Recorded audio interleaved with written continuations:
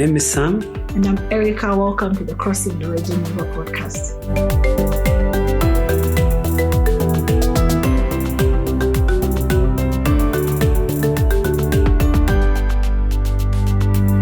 Welcome to our final episode, ABCD Made Simple. In our last episode, we're looking at we are not just there to fix problems, but actually as facilitators. And today we are even going to launch deeper into that. And one of the things we're going to talk about is how do you bring ABCD to your community, to your church, to your organization, to your country? And what about even how do we use that in localization and in an African-led way? That's what we are going to be looking at today. Yeah, it's bittersweet because we have come to the end, but it's also going to be an interesting episode because we will be giving you a few ideas on how you can go about implementing it. And I'll share my story with that. Please share with us. You promised to share with us your story. Yeah, so I think I ended the story when I was talking about how a community member came to us and asked if we could pay her to support us in sweeping, and how I blamed them, thinking that they were not grateful, for the things that we had done for them. So it was at that time that I was invited to the Abundant Leadership Institute. I was actually about to close down because I felt very overwhelmed. The needs were... I didn't have any funding. Yeah. I was just a 23-year-old young graduate who was also just trying to survive themselves. And now I had taken on the pressure of the community. So I felt like, is this worth it? Maybe I should just go find a job and do my own things instead of carrying the weight of the entire community. So I was invited to the Abundant Leadership Institute, where I was introduced to the asset-based community development approach. And I was like, you know what? I'm going to try this before closing.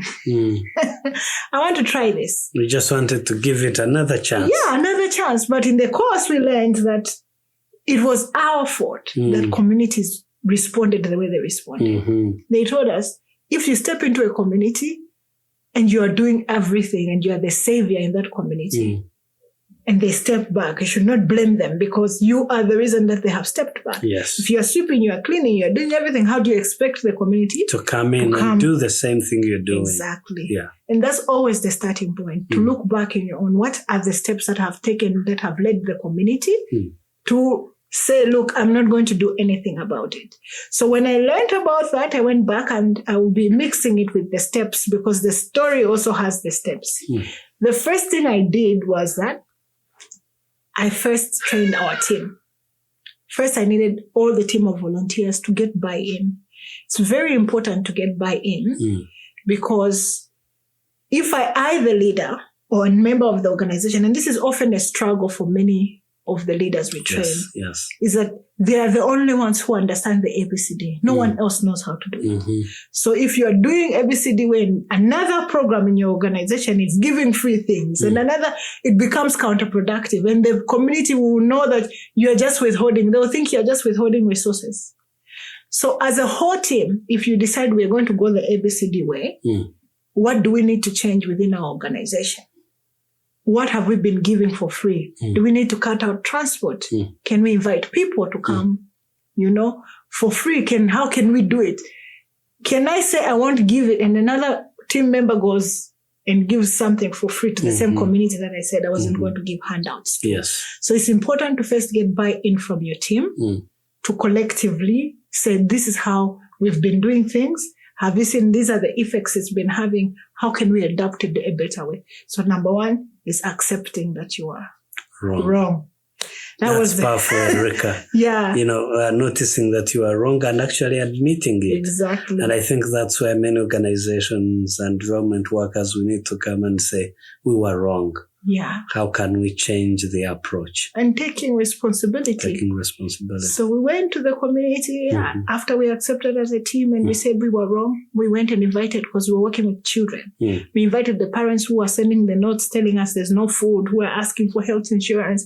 We invited them to the table to invite them to come up with solutions to those challenges using their own resources. And do you know what their response was? They said no. We will still want to receive gifts. We know you have money. You have been doing all these things. In fact, if you don't want to give it to us, Organization B gives free things. Yeah. They pay scholarships for children. They do all these things for children. So we are going to go to them. And they said no. And that's also something you might encounter when you're trying to change to the ABCD way. Many times. Sometimes people, every time you're trying to bring something new, there's change. There's resistance to change every time you're bringing. So when they said no, we said we have two choices. The first choice is to keep going down the wrong road and see how far it's going to take us. The second choice is to turn around or go in a new direction. And we chose to go in a new direction. So we closed the project there and we said, it was great working with you for 3 years. We have poured all our resources into you, but we cannot continue in this way. Wow. Yeah. So, Erica, do you want to share with us what happened when the people resisted from your story? Yes. Because that would be helpful. Like, we've had stories of people going into the community and they want to practice ABCD, but then people feel like, no, that's not, we want organization ABCD to provide what we need. Yeah. So like I said, we chose to take a different direction. We could have chosen to keep going down the wrong road, doing the wrong thing, causing more harm. We would have stayed. I know that if we chose to keep going on that road, we would have worked with that community. We would be like the other story I was talking about for 30 years in one community because they rely on us. And we believe that they can't survive without us. So we chose to let go of that community and take a different direction. So leaders who are listening, you should be ready for resistance because it's something that happens. I think even in a story we share later on about another colleague of ours, Florence, who has been implementing the ABCD in Uganda, is that she experienced, there was actually, the community broke into two teams, the ABCD team versus the team that wanted to continue receiving. So resistance is always there when you're bringing change in the community. So what we did is we invited a new group of parents. So I want to emphasize here that it's easier to start in a new community. If you are starting and they don't have any background of what you have been doing. I see, yeah. If you have the opportunity as you are scaling to go into new communities, starting with the ABCD is actually the best way. Because then communities are invited to the table and they know that they are supposed to play a big role. So with this new group of parents, before we took in their children, because we were running a literacy program, we took in the parents. We had a theme. We were in education. Remember, this is a theme. You have a theme, you are in health. Who is interested in health? It was the parents who could not invite everybody because the people who were interested in these children going to school were the parents. The parents, yeah. So invited the parents first before presenting the solution to them. So then we trained them in the ABCD. Did you tell them you're coming for literacy classes? Or They knew. The parents were aware that we had a literacy program. So they came actually out of respect for the fact that we had been running literacy programs in the community. And they actually do say that they came with the expectation that we were going to give them money. That's what communities, they come with the expectation because they are used in different places getting free things. So they said they are probably inviting us to give us some capital. They always look back and laugh at the fact that they came expecting and then they were told that they're not going to get anything because they're going to use what they have. And that's one of the first things is setting your expectations right with them as you are starting the training. That's powerful. Yeah. You clarify your expectations before, We're a different organization. We're not going to be providing any money, but we're here to learn from you what has been working in this community. Together, we're going to learn those things and you would come together as teams to create solutions that work for you. So we started, the training process begins by acknowledging expectations when you bring them. Then we run through mindset issues, like people have come expecting. For a long time, they've been focusing on what they don't have.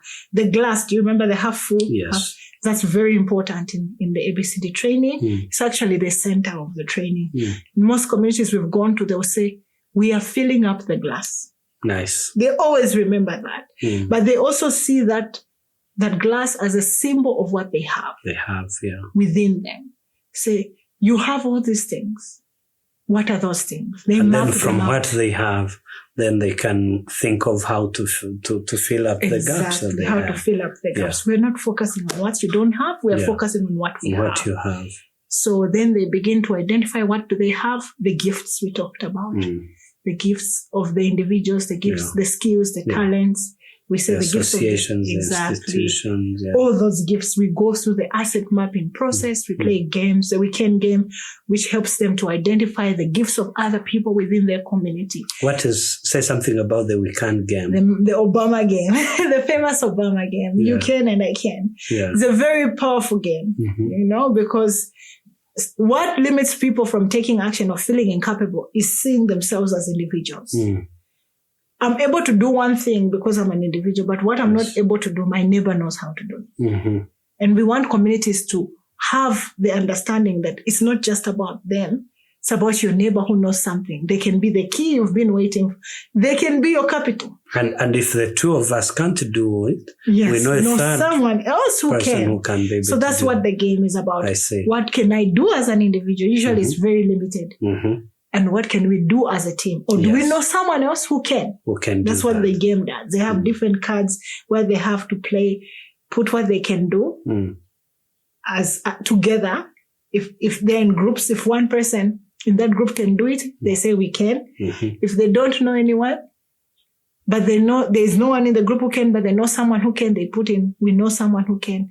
And usually when we play that game, communities get 100%.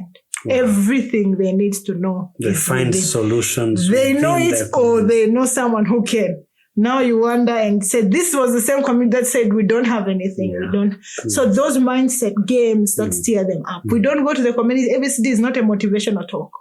I've heard some of the students go back to their communities and say, I told them, you have gifts, you have hands, you have this. Now you start doing it.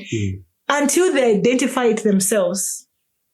You don't have to come and tell them you have this and that, So you take them through the process where they identify it themselves. Through the games, so helping them understand their gifts, what are those gifts of the head and hands, and then they map it out themselves.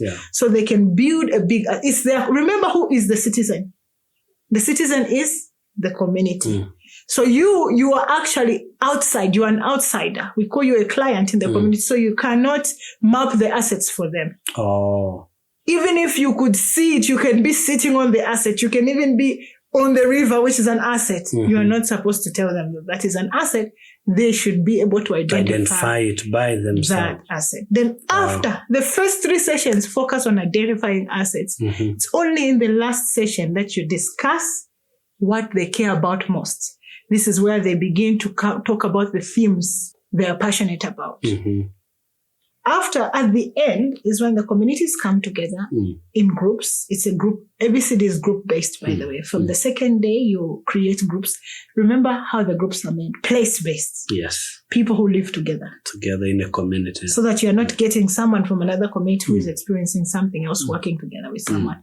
So in their small groups, they decide what they care about most.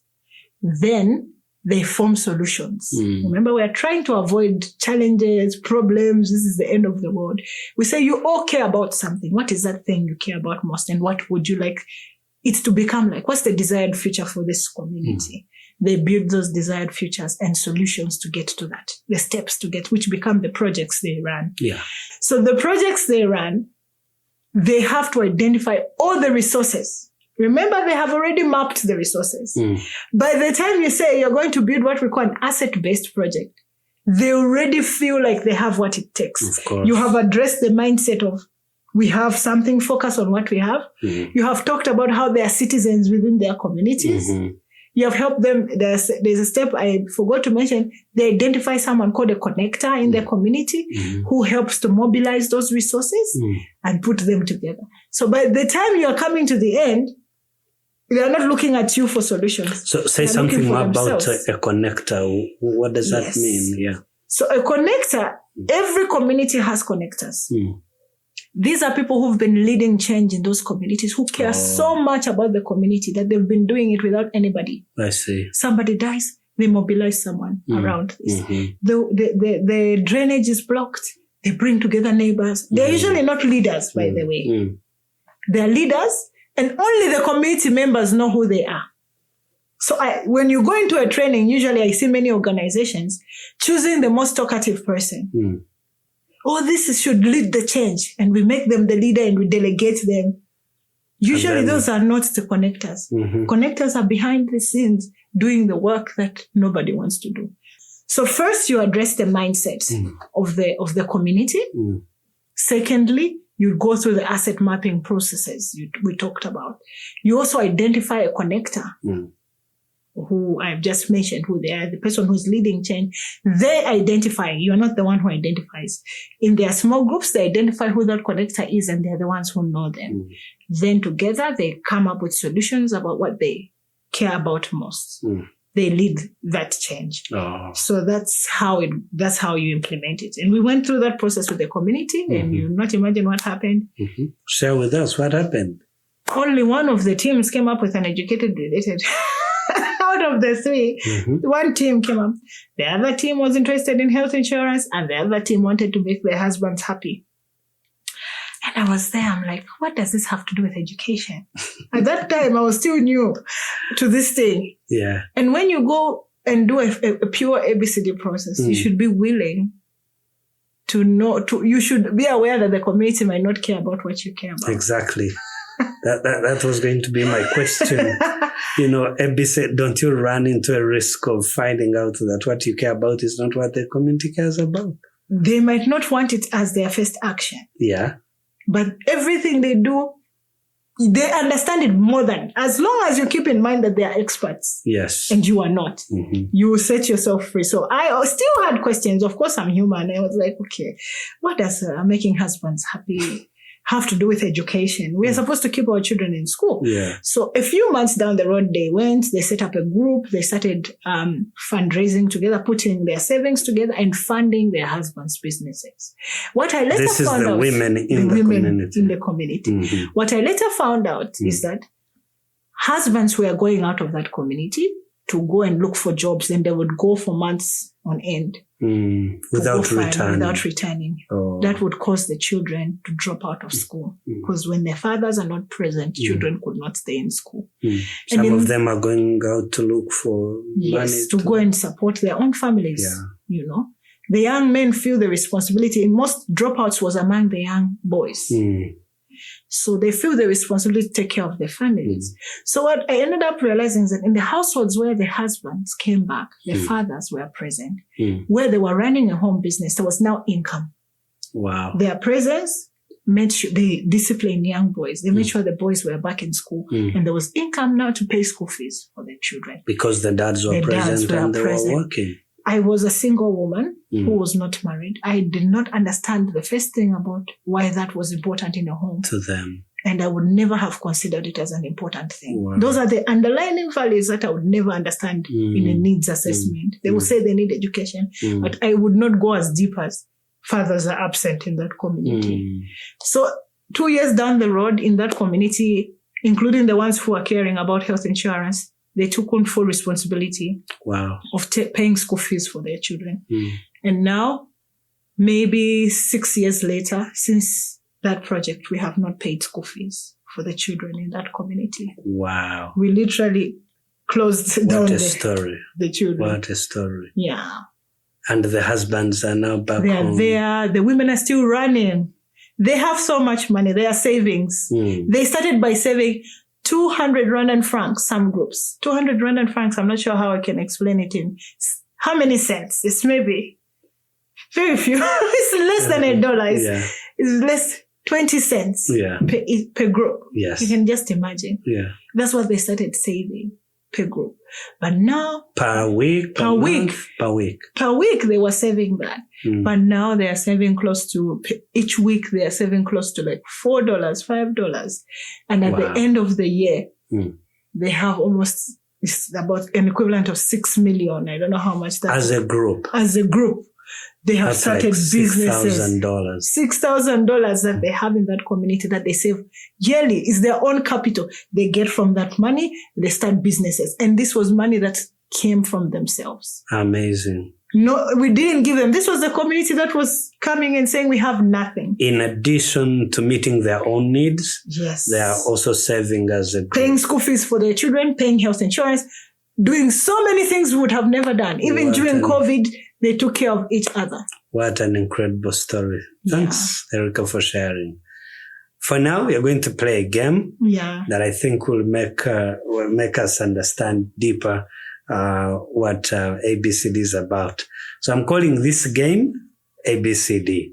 And you're going to be letting me know whether it's true or false. Yeah. ABCD starts with an NGO. It comes with a great idea, shares it with the community, and convinces the community to adopt it. Very false. It's very false because it's not about pushing a project or an idea on the community. It's about letting the community come up with their own solution. Communities already have enough assets to take the first steps. True. ABCD believes that every community member has a gift and a talent, and they have something they care about most. Yeah. The third statement is with ABCD, you can start a project. Even if the community refuses it, you go ahead and do it for them. That's not it. When you do it for them, it's force. It's not ABCD. If they refuse, it's not about forcing them. If they refuse, like in my story, you find people who are willing to do it with you. The fourth question is, you find a community and you have a theme. Let's say you care about health or education. Find a community who already care about that theme. True. You work with the people who are naturally like the parents in my story. Because sometimes people feel like it needs to go to the whole, everybody should care about education. But you start with the natural place where people care most. Yeah.